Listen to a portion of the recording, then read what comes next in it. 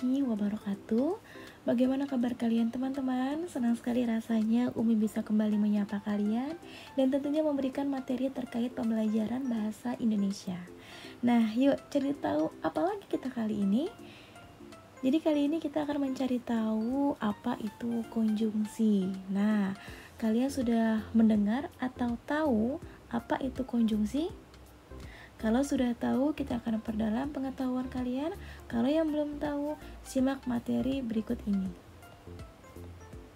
Sebelumnya, kita perlu ketahui anak-anak, jadi yang namanya sebuah konjungsi itu wajib hukumnya di sebuah kalimat, di sebuah klausa maupun di sebuah paragraf. Apalagi sebuah wacana, begitu ya. Sebegitu pentingkah konjungsi? Penting sekali. Jadi untuk memenuhi pengetahuan kita, maka langsung saja kita kupas apa itu konjungsi. Teman-teman perlu perhatikan kalimat berikut ini ya. Jadi membaca merupakan salah satu bentuk literasi. Saat ini mulai diterapkan lagi di berbagai jenjang sekolah meskipun masih banyak kendalanya. Berangkat dari hal ini, kita ketahui kalau yang namanya kegiatan membaca pasti sering kita menjumpai beberapa konjungsi. Tetapi kita mungkin masih bingung, itu konjungsi atau bukan? Konjungsi jenisnya apa? Lalu konjungsi ini apa saja sih jenisnya? Begitu. Jadi pembelajaran kita kali ini tentunya agar kalian mampu mengetahui dan memahami apa itu konjungsi termasuk dengan bentuk-bentuknya. Perlukah kita mengetahui jenis konjungsi? Jawabannya ya. Jawabannya jelas, perlu. Di dalam bahasa Indonesia sering sekali kita menjumpai konjungsi, dan ternyata ada dua konjungsi induk dalam bahasa Indonesia. Apa saja? Yang pertama adalah konjungsi intrakalimat. Yang kedua adalah konjungsi antar kalimat. Kita kupas dahulu yang intrakalimat. Jadi teman-teman, untuk konjungsi intrakalimat adalah konjungsi atau penghubung yang menghubungkan antar klausa anak dengan klausa induk. Lalu, apa itu klausa? Ya, jadi kalian tidak usah bingung ya nak ya. Klausa itu pengertiannya sangat mudah. Jadi klausa adalah kalimat yang simple, terdiri atas satu subjek dan satu predikat. Satu subjek dan satu predikat. Lalu kalau ada dua subjek dan dua predikat, berarti berapa klausa? Ya, jawabannya adalah dua klausa. Ya, dua subjek, dua predikat adalah dua klausa. Satu subjek, satu predikat adalah satu klausa. Intinya ketika ada subjek, ada predikat ya, ada SP ini, itu maksudnya adalah klausa. Ya, kalau sudah ada SPOK-nya, kemudian pelengkapnya, lalu keterangannya, itu sudah menjadi sebuah kalimat, begitu ya. Baik, nah di dalam konjungsi intrakalimat ini ternyata memiliki anak, gitu ya. Anak yang pertama adalah koordinatif atau setara. Lalu ada subordinatif, bertingkat, dan terakhir ada korelatif atau berpasangan. Konjungsi koordinatif memiliki syarat sebagai berikut, yaitu menghubungkan bagian kalimat setara dan tidak bisa diletakkan pada awal kalimat. Apa saja contoh-contohnya? Coba lihat di sini. Ada dan, atau, tetapi, sedangkan. Langsung kita lihat contohnya. Masyarakat dan pemerintah sedang bekerja sama untuk mencegah tindakan korupsi walau sekecil apapun. Nah, di sini kita menjumpai sebuah konjungsi. Mana konjungsinya?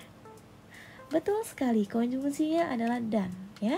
Perlu teman-teman ketahui kalau sebuah kalimat ya bukan perincian, berarti di antara konjungsi dan itu tidak membutuhkan tanda koma. Beda hanya ketika kalimat itu bentuknya perincian, perlu diberikan tanda koma.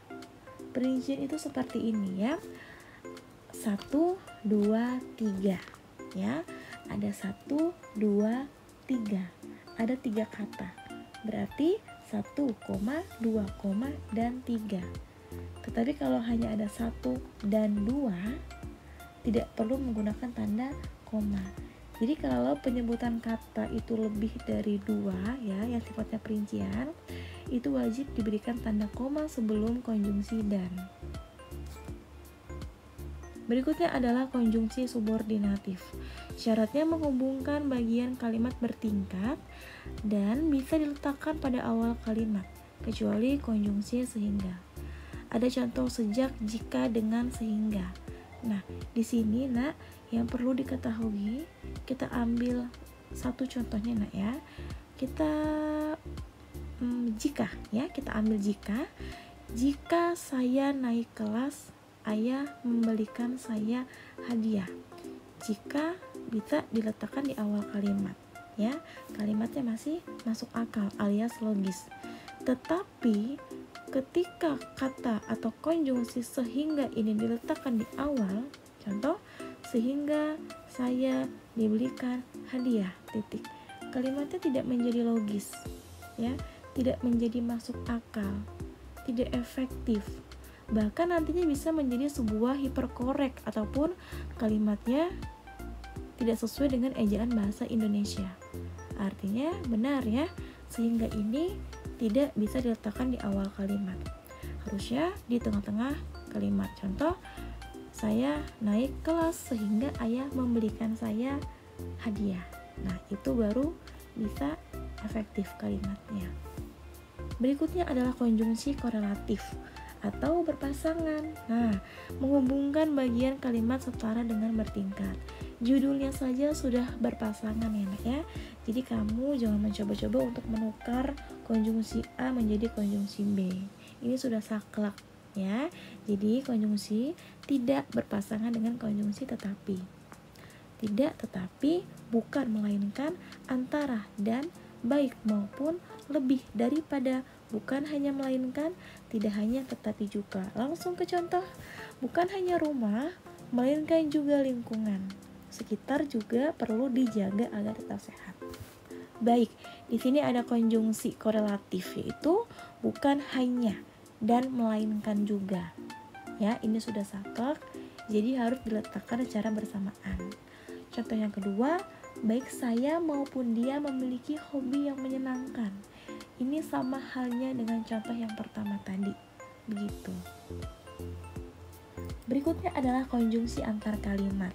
Ya, jadi konjungsi antar kalimat itu adalah konjungsi yang menghubungkan antar kalimat satu dengan kalimat yang lainnya. Syaratnya sebagai berikut tentunya, menghubungkan dua kalimat dan berada pada awal kalimat. Konjungsi itu berada pada awal kalimat. Dipisahkan dengan tanda baca koma dengan bagian lain pada kalimat. Nah, contohnya seperti ini nak. Namun, penjajahan dunia harus dihapuskan karena tidak sesuai dengan prik kemanusiaan dan prik keadilan. Rasanya kita tidak asing ya teman-teman ya untuk kalimat yang ini ya. Rasanya kita pernah mendengar begitu. Dan tanpa disadari, kalimat ini terdapat sebuah konjungsi ya, yang ada tanda baca komanya dan di awal kalimat konjungsi ini. Jelas ini adalah konjungsi antar kalimat. Jadi pesan saya ke teman-teman ketika ada kalimat ini ya, jelas di sini konjungsi antar kalimat, membacanya pun jangan langsung, tetapi harus diberikan penjadaan sejenak setelah menyebutkan konjungsi namun. Ya. Jadi jangan namun penjajahan dunia, tetapi namun penjajahan dunia, begitu ya. Perlu diingat itu ada konjungsi antar kalimat. Lalu apa saja selain namun konjungsi antar kalimat ini? Ternyata ada lagi. Kalian jelas ya pernah menjumpai konjungsi jadi? Pasti setelah konjungsi jadi itu ada yang namanya tanda koma. Nah, itu pasti konjungsi antar kalimat. Namun, koma, jadi, koma, betul? Dengan demikian, koma, oleh karena itu, koma, oleh karena itu biasanya saya menyingkatnya atau mengingatnya dengan sebutan oki. Oleh karena itu, lalu oleh sebab itu atau osi. Dengan demikian, ya, dan yang lainnya. Yang terpenting adalah kalian tahu konsep dasarnya, paham dengan syarat-syaratnya. ya. Pasti kamu tidak akan keliru untuk membedakan mana intra kalimat, mana antar kalimat, gitu ya kira-kira ya. Nah teman-teman, bagaimana, mudah bukan untuk memahami konsep dasar konjungsi? Nanti di lain kesempatan Umi akan memberikan penjelasan lebih detail lagi terkait konjungsi ini ya. Karena keterbatasan waktu, mungkin untuk materi kali ini sampai di sini dahulu. Mudah-mudahan kalian selalu menjadi pribadi yang selalu ingin cari tahu, selalu tidak puas dengan ilmu pengetahuan. Sehingganya kamu akan termotivasi untuk mencari tahu lagi dan lagi tentang ilmu pengetahuan tentunya. Kita bertemu lagi di lain kesempatan. Terima kasih. Wassalamualaikum warahmatullahi wabarakatuh.